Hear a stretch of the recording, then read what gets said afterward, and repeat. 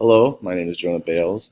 I am a freshman here at UNK. I am majoring in secondary education with an endorsement in social sciences. Last year, I graduated from Grand Island Catholic High School in Grand Island, Nebraska.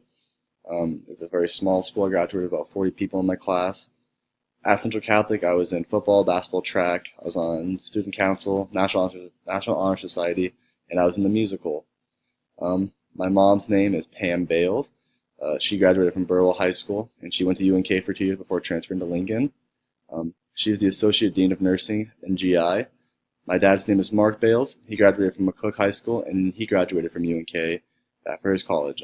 He is a field rep for Boston Scientific. He travels across the state delivering pacemakers to people and helping the doctors out with that. And my brother, who's a sophomore at Grand Island Catholic, his name is Kobe Bales. He plays basketball and golf currently, and he's having a very good season right now. I'm very proud of him.